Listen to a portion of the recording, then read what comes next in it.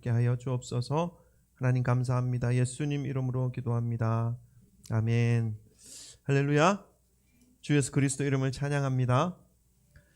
지난 한 주간도 주님의 은혜와 도우심을 누리며 평안한 삶을 살 수가 있었습니다. 새해가 되니까 시간이 더 빨리 지나가는 것 같아요. 벌써 1월이 중순입니다. 참. 교회 이제 교제실이 완공되고 난 다음에 카페 가는 일반 시중에 있는 카페 가는 일이 많이 줄어들었습니다.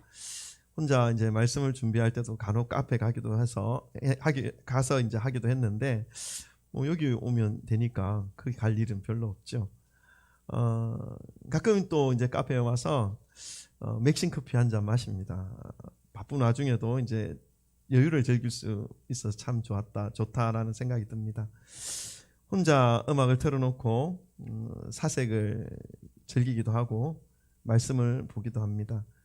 우리 지난주에는 새벽기도 설교 말씀인 창세기 말씀하고 또 오늘 본문 말씀인 시편 말씀을 이제 준비하려고 많은 묵상의 시간을 가졌는데 창세기 말씀을 통해서는 전능하신 하나님을 더 깊이 묵상할 수 있었고, 그리고 앞으로의 모든 사역과 삶을 더욱 주님을 의지하면서 주님이 기뻐 받으시는 그러한 사역과 삶을 살아야 되겠다 하는 그런 다짐과 기도를 가졌습니다.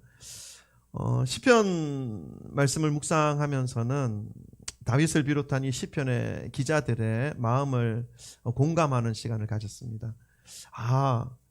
이분들도 이런 감정들을 겪으셨구나. 외로움이라든가 인생의 절망이라든가 공포, 두려움, 내가 느끼는 그 감정들보다 더 격하고 깊은 마음을 겪었고, 그 마음을 이렇게 하나님 앞에 토로하고 있구나 하는 것을 느끼면서 감정의 해소, 대리만족 하면서 좋아했던 그런 시간을 가졌습니다. 그리고 그 모든 사람들이 그 모든 상황에서 믿음 안에서 회복하였고 다시 일어났구나 하는 것도 깨달을 수가 있었습니다. 이 시편을 묵상하면서 참 시라는 장르가 사람의 마음을 잔잔하게 파문을 일으키고 감동을 주는 그런 어떤 문학이구나 하는 것을 생각할 수가 있었습니다. 왜냐하면 살아온 삶의 현장에서 함축된 그 마음을 진솔하게 쏟아내고 있기 때문이죠. 그래서 시에 대한 마음을 생각해 보는 중에 우리가 이제 몇 년 전에 경주에서 살았었던 때가 있었는데, 그 경주 어느 한 주차장 구석에서 본 짤막한 시가 떠올랐습니다. 그게 뭐냐면 자세히 보아야 예쁘다, 오래 보아야 사랑스럽다, 너도 그렇다.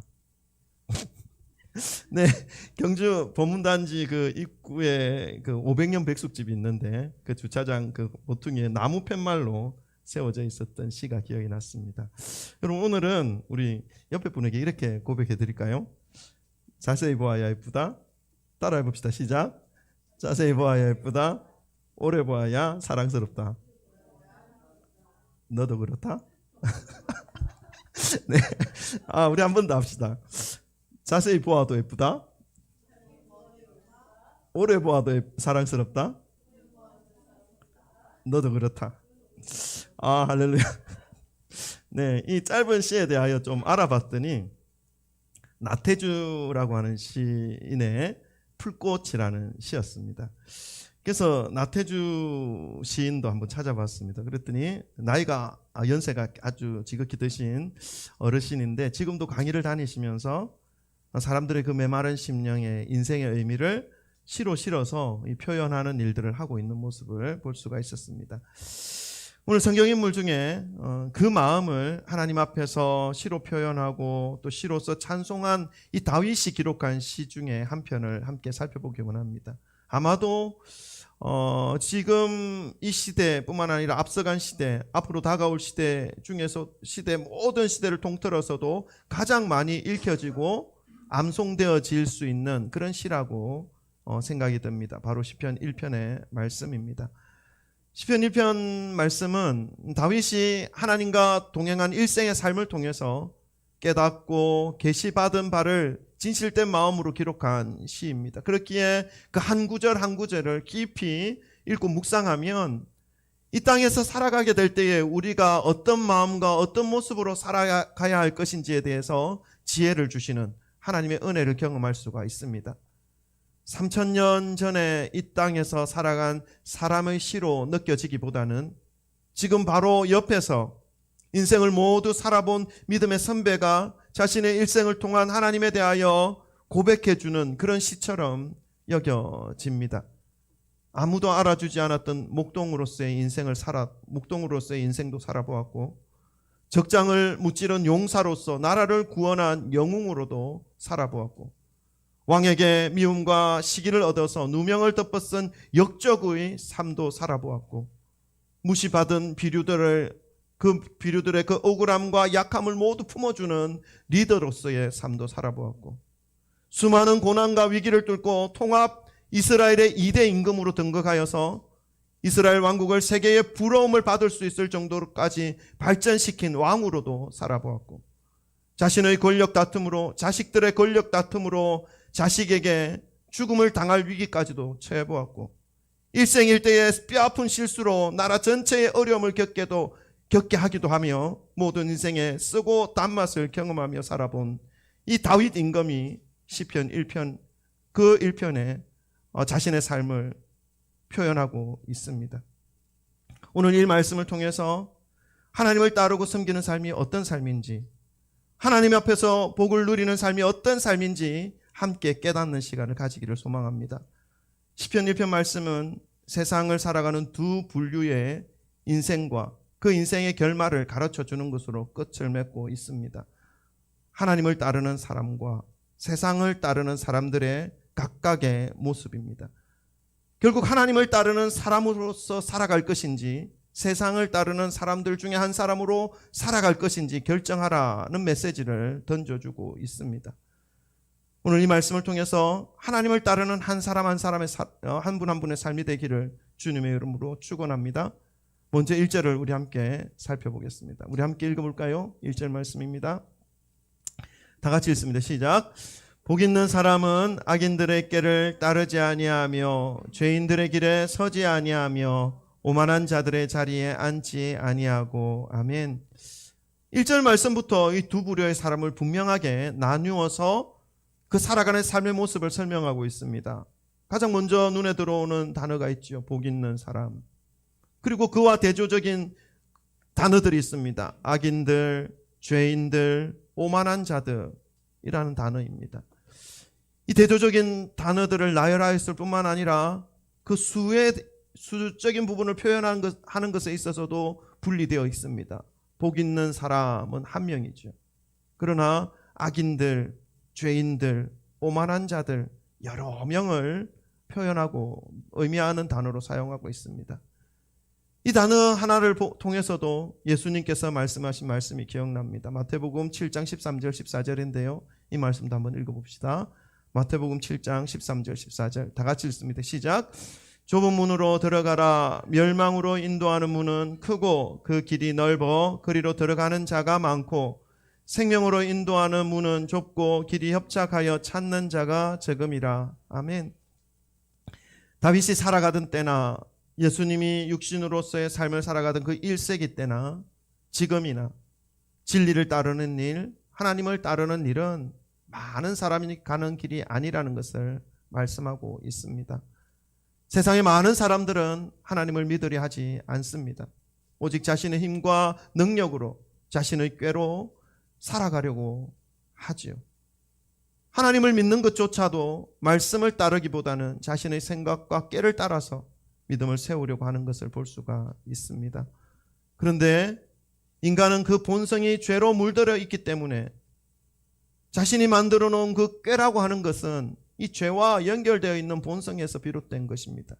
아무리 선한 의도를 가지고 자신이 짜낸 이 꾀로 인생을 살아간다고 해도 이 죄의 거물에서 벗어날 수 없는 것이 인간들이 가진 지혜와 능력입니다.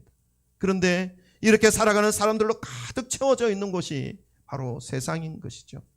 그런 세상 속에서 사람들의 꾀에 둘러싸여 살아간다 하여도 복 있는 사람은 자신의 힘과 자신의 능력, 자신의 꾀를 의지하지 않고 인간이 부리는 그 꾀를 따르지 않는 사람이라고 다윗은 고백하고 있습니다. 다윗은 1차적으로 이 복 있는 자의 모습으로 세상 사람들이 무리를 지어 이리저리로 쏠려 다닐 때 이리저리 휘둘리지 않는 그 모습으로 표현하고 있습니다. 계속해서 1절 말씀을 보면요, 이 복 있는 자의 모습으로 죄인들의 길에 서지 않는다라는 것을 말씀하고 있죠. 우리가 생활을 하면서 매일 밟고 다니는 길들이 있습니다. 예를 들면 집으로 가는 길, 직장으로 가는 길, 교회로 가는 길. 오늘날은 아스팔트로 다 깔려 있지만 우리 아스팔트 되어지지 있지 않는 그냥 아무것도 없는 땅에 길이 만들어지기까지는 어떤 과정이 거칩니까? 수없이 많은 사람들이 옮겨갔던 그 발자취로 인해서 길이 만들어지죠. 우리 한 사람이 수백 번, 수만 번 왔다 갔다 하면서 이제 길이 하나, 오솔길이 하나 만들어지는 것 아니겠습니까? 그 한 어떤 길에 서 있다고 하는 것은 길이 없는 곳에서 서 있는 것이 아니죠. 많은 사람들이 통행하여서 만들어진 길이든지 한 사람이 너무 많이 그 길을 왔다 갔다 하면서 만들어진 그러한 일정한 통로의 모습으로 만들어진 그 곳 위에 지금 서 있는 것을 의미합니다. 그러니까 죄인의 길에 서 있다라고 하는 것은 많은 죄인들이 오고 갔던 그 발걸음으로 만들어진 그 길 위에 있다는 것을 의미합니다. 혹은 홀로 너무 많이 왔다 갔다 하고 했던 그 횟수가 너무 많아서 길이 되어진 것을 의미하는 것이죠. 한번 오고 간 것은 길로 만들어질 수 없다는 의미입니다. 악인들의 꾀를 따르고 왔다 갔다 하면서 만들어진 그 길이 바로 죄인들의 길이라는 것을 말씀하고 있습니다. 다윗은 하나님의 복을 받은 사람으로의 그 모습으로서 악인들의 꾀를 따르지 않을 뿐만 아니라 죄인들의 길에 서지 않는다는 것을 고백하고 있는 것이죠. 단순한 인간의 힘을 따르고 능력을 의지해서 살아온 그 삶을 통해 만들어진 너무나 익숙한 길이 수많은 악인들이 오고 간 길이고 지금도 하나님을 거부하는 죄인들이 오고 가고 있는 길이라는 것을 설명하고 있습니다. 이렇게 본다면 복 있는 자를 설명하기 위해서 대조적으로 지금 설명하고 있는 그 반대에 되는 사람들의 모습은 어쩌다가 한번 악인들의 꾀에 따른 것이 아닙니다. 어쩌다가 한번 죄인들의 길에 서 있는 것이 아닙니다. 반복적으로 더 깊이 들어가고 관여하여서 길이 되어버린 그 길에 지금 존재하고 있는 것을 말씀하고 있는 것이죠. 반복을 통한 익숙한 죄의 습관이 되어버려 있는 모습을 말씀하고 있습니다. 하나님의 품을 떠나서 이 상태까지 오는 것도 심각한 상태입니다. 복 있는 자와 대조를 이루는 그 사람들의 심각성이 그 다음 단어에서 확실하게 보여줍니다. 그것은 오만한 자들의 자리에 앉아있는 모습입니다. 이 오만이라고 하는 단어의 의미가 무엇일까요, 여러분? 원어 성경을 보면 오만이라고 하는 이 단어를 레침, 히브리어 레침이라는 단어를 사용하고 있는데 그것은 조롱하다, 비웃다 이런 의미입니다. 많은 사람들을 겪으면서 살아오면서 가끔 놀랄 때가 있습니다. 그것은 겸손해 보이는 사람에게서 순간적으로 느껴지는 그 오만함이 보일 때입니다. 그럴 때는 잠깐 거리를 두게 되지요. 앞에서 말씀드린 이 하나님을 알지 못하는 사람들, 악인들, 죄인들에게 있어서 이 오만함이라고 하는 것은 너무나 자연스럽게 나타나는 모습입니다. 하지만 이 믿음의 길에 있다 해도 하나님으로부터 점점 멀어지게 되면 이 오만한 모습이 어느새 내 마음속에 자리 잡게 되는 것입니다. 원어의 뜻을 생각하면서 이 오만한 자들의 모습을 설명한다면 이렇습니다. 여호와의 말씀과 임재하심을 조롱하고 비웃는 그러한 사람들의 모습을 의미합니다. 뿐만 아니라 하나님 앞에서 겸손히 자신을 내려놓고 믿음으로 살아가는 그 사람들을 향해서 비아냥거리듯 말하는 그 모습을 의미합니다. 이런 모습으로 살아가는 이유가 무엇이겠습니까? 하나님 앞에서 그렇게 살지 말라라고 하나님의 뜻과 말씀을 따라 살아가는 것이 무슨 의미가 있냐고, 인간의 힘과 능력으로 살아가는 것이 더 합리적이고 인간적으로 볼 때 바르다라고 주장하고 싶은 이유이겠지요. 복 있는 자와 대조를 이루는 이 세상 사람들의 모습은 점점 더 하나님을 대적하는 방향으로 더욱 깊숙하게 빠져 들어가는 모습을 보여주고 있습니다. 악인들의 꾀를 따르던 삶에서 죄인들의 길에 서 있는 삶으로 이어지고, 그것은 반복적으로 죄가 습관이 되어버린 것을 의미합니다. 그리고 결국 오만한 자들의 자리에 앉게 됩니다. 이러게 됩니다. 이제는 그 오만과 교만이 그 삶의 중심에 눌러 앉아있는 상태까지 가게 되는 것입니다. 하나님의 품을 떠나게 살면, 하나님의 품을 떠나 살아가게 되면 점점 더 심각한 죄의 상태에 들어가게 되고, 결국은 자신이 그 오만함의 극치 속에 있다는 사실조차도 인식하지 못하고 살아가는 존재가 되어버린다는 것을 가르쳐주고 있습니다. 다윗은 복 있는 자의 모습에 대하여 그와 대조적인 그 모습을 원색적으로 설명하는 것으로서 하나님의 복을 누리는 사람의 모습이 어떠해야 하는지 분명하게 가르쳐주고 있습니다. 뿐만 아니라 이제 많은 사람들이 가는 길은 아니지만, 외롭기도 하고 홀로 가는 길이지만, 이 복 있는 자가 가는 길이 얼마나 큰 은혜와 복이 있는 것까지도 자신이 살아온 믿음의 길에서 경험하였던 그 은혜를 바탕으로 시편 1편에서 말씀해주고 있습니다. 먼저 복 있는 사람이 어떤 사람인지 2절의 말씀을 통해서 한 번 더 살펴보도록 하겠습니다. 2절 말씀도 우리 한번 다 같이 읽어보십시다. 시작. 오직 여호와의 율법을 즐거워하며 그의 율법을 주야로 묵상하는도다. 아멘.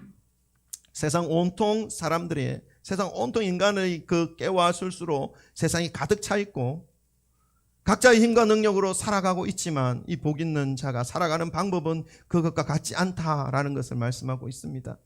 오직 하나님의 법도를 따라 살아가는 모습이다 말씀하죠. 저와 가장 많은 시간을 함께 공유하고 살아가는 사람들이 바로 저희 아내이고 아이들입니다. 함께 있으면 좋고 감사가 되는 사람들입니다. 그런데 가끔은 가족들의 모습을 돌아보는 시간을 저 스스로 가지게 됩니다. 뒤에서 제가 제 방에서 듣고 있으면 막 떠돌고 막 웃고 막 시끌벅적하게 있어요. 그러면 제가 생각하죠. 우리가 살아가면서 이 기뻐하고 즐거워하는 것이 세상을 쫓아서 살아가는 기쁨과 즐거움이 아닐까, 이렇게 또 의심해 봅니다. 나쁘죠. 돌아본다는 말씀이죠. 제 삶에 있어서도 제가 교제하는 사람들 대부분은 믿는 사람들입니다. 대부분은 목사님들이죠. 믿음 안에서 나누고 교제하는 것이 좋고 기쁨이 되지만, 내가 여호와의 율법을 즐거워하는 것보다 인간들의 교제와 나눔의 시간을 더 즐거워하는 것은 아닌가 순간순간 돌아볼 때가 있습니다. 믿음의 사람들과의 교제를 한다고 하더라도 하나님의 말씀을 기억하지 못하고 등한시하기 시작하면 어느새 세상의 소리, 사람의 소리가 우리의 생각과 마음을 지배하게 됩니다. 시편 119편에는 이러한 인간의 마음의 상태에 대하여 이렇게 말씀하고 있습니다. 이 말씀도 우리 한번 살펴봅시다. 시편 119편 36절 37절 이 말씀도 함께 다 같이 읽습니다. 시작. 내 마음을 주의 증거들에게 향하게 하시고 탐욕으로 향하지 말게 하소서. 내 눈을 돌이켜 허탄한 것을 보지 말게 하시고 주의 길에서 나를 살아나게 하소서. 아멘. 어느 누구라도 하나님의 말씀에서 멀어지게 되면 인간의 죄성에서 자유로울 수가 없습니다. 인간의 죄성은 탐욕으로 나타나고, 그 탐욕은 때로는 자신을 과대하게 포장하여서 과시하려고 하는 모습으로 나타나기도 합니다. 또한 많은 물질을 소유하기 위해 타인에 대한 배려나 사회 속에서 지켜야 할 법도를 무시하기까지 합니다. 탐욕으로 나타나는 모습이죠. 이 모든 것이 얼마나 허탄한 것인지 성경은 말씀해주고 있습니다. 쉽게 말씀드리면 결국 말씀으로 자신을 살피지 않으면 허황된 허상의 삶을 살아갈 수밖에 없다라는 것을 가르쳐주고 있습니다. 복 있는 사람은 이러한 허황된 삶을 살아가지 않는다. 다윗은 고백합니다. 그것은 주의 말씀을 즐거워하기 때문에 말씀으로 늘 자신을 살피는 시간을 가질 때 가능하다는 것을 가르쳐주고 있습니다. 복 있는 사람에 대하여 계속해서 어떤 삶을 살 것인지 3절부터 그 이후에도 계속 말씀하는데, 우리 3절도 한번 읽어보겠습니다. 3절 다 같이 3절 다 같이 읽습니다. 시작. 그는 시냇가에 심은 나무가 철을 따라 열매를 맺으며 그 잎사귀가 마르지 아니함 같으니 그가 하는 모든 일이 다 형통하리로다. 아멘. 복 있는 사람의 상태에 대하여 말씀하죠. 시냇가에 심겨져 있다 말씀합니다. 영어 성경에도 표현되어져 있지만 원어 성경에도 이 수동태입니다. 수동태. 능동이 아니면 심겨져 있다라는 것입니다. 원래는 시냇가가 아닌 곳에 있었던 이 나무였는데 하나님의 은혜로 옮겨짐을 받은 것을 의미합니다. 물이 많은 곳으로. 그러니까 우리의 옛 모습을 기억해 본다면 좀 이해가 되리라 생각합니다. 예수님을 만나기 이전, 하나님의 은혜를 받기 이전에 살아가던 삶의 모습 어떻습니까? 그 모습은 아마도 메마른 광야의 모습이었을 것입니다. 욕구와 욕망이 채워지지 않는 공허한 삶이었을 것입니다. 그러나 복 있는 자가 살아가는 곳은 그러한 공허함이 지배하는 곳이 아니라는 것이죠. 만족이 있고 채워짐이 있고 결핍이 없는 그곳이라는 것을 말씀합니다. 그곳으로 옮겨짐을 받은 존재가 복 있는 자, 시냇가에 심겨진 나무 말씀하고 있습니다. 근데 그곳이 어디입니까? 그곳이 바로 예수 그리스도 아닙니다. 하나님의 말씀 아닙니다. 말씀이 곧 예수 그리스도이기 때문에 그렇습니다. 포도나무 대신 예수님께 붙어 있어서 그 줄기로 공급되어지는 수분과 양분을 빨아먹으니 철마다 씨마다 열매 맺는 삶을 누리게 되는 것이죠. 예수님께 붙어 있고 주님과 함께 있으니 어떤 형편이든 그 하는 모든 일이 형통함으로 열매 맺게 되는 삶입니다. 이러한 삶이 말씀 안에서 이루어진다라고 말씀 가르쳐주고 있습니다. 그래서 우리는 주님의 말씀을 주야로 즐거워하고 묵상하여 그 지키며 살아가는 것이 합당하다 말씀하고 있는 것이죠. 복 있는 자, 악인들의 길을 따르지 아니하고 죄인들의 길을 서지 아니하고 오만한 자들의 자리에 앉지 아니하고 여호와의 말씀을 즐거워하여 주야로 그 말씀을 묵상하는 자. 이 복 있는 자의 삶의 모습이 지금까지 어떤 모습인지를 말씀을 통해서 말씀을 전하였습니다. 마지막으로 이 복 있는 사람의 결말과 악인들의 삶의 결말이 어떻게 되는지 다윗은 고백하고 있습니다. 우리 4절, 5절, 6절도 함께 읽겠습니다. 4절, 5절, 6절 다 같이 읽습니다. 시작. 악인들은 그렇지 아니하며 오직 바람에 나는 겨와 같도다. 그러므로 악인들은 심판을 견디지 못하며 죄인들이 의인들의 모임에 들지 못하리로다. 무릇 의인들의 길은 여호와께서 인정하시나 악인들의 길은 망하리로다. 아멘. 시냇가에 심겨져 있다라고 하는 것은 은혜를 받아서 옮겨졌다라는 라는 의미라고 말씀을 드렸습니다. 다른 말로 또 표현하면 이런 말이 될 수도 있습니다. 발이 하나님께 묶여있는 상태가 되었다라는 말로 표현할 수도 있습니다. 그래서 함부로 마음대로 돌아다닐 수 없는 상태가 되었다는 것을 의미합니다. 그런데 악인들은 그렇지 않습니다. 자유롭습니다. 본인들의 욕심과 탐욕을 채우기 위해서 아무 곳이나 이리저리 쫓아다닐 수 있는 상태입니다. 그런데 마지막 때에 그 삶의 발자취를 본다면 하나님께 묶인 삶, 말씀 안에서 살아가는 그 삶은 열매가 시절마다 맺혀 있는 삶이 된다고 말씀하고 있죠. 그러나 자유롭게 이곳저곳 쫓아다니며 욕심과 욕망을 채우며 살아온 그 삶은 아무런 열매가 없는 삶이라고 가르쳐주고 있습니다. 그저 바람 부는 대로, 물결 치는 대로 요동치며 쏠려다닌 그 가벼운 겨와 같은 인생의 발자취였음을 말씀하고 있습니다. 이 말씀은 이 땅에서 마지막에 남겨질 모습에 대하여 설명하고 있는 말씀입니다. 악인들, 죄인들, 오만한 자들의 그 삶에 대하여 하나님께서 어떤 판정을 내리실 것인지에 대하여 말씀해 주고 있는 것이죠. 어떤 판정을 내리십니까? 방금 읽으신 그 4절, 5절, 6절 말씀입니다. 악인들은 심판을 견디지 못하며 죄인들이 의인들의 모임에 들지 못하리로다. 무릇 의인들의 길은 여호와께서 인정하시나 악인들의 길은 망하리로다. 아멘. 사랑하는 성도 여러분, 2023년 우리 교회 표어가 여호와께로 돌아가자입니다. 사역 방향과 방법도 거기에 맞춰서 기도하고 구하고 있습니다. 여호와께로 돌아가는 것에 생명이 있고 소망이 있고 복된 인생의 길이 있기 때문에 그렇게 정하였습니다.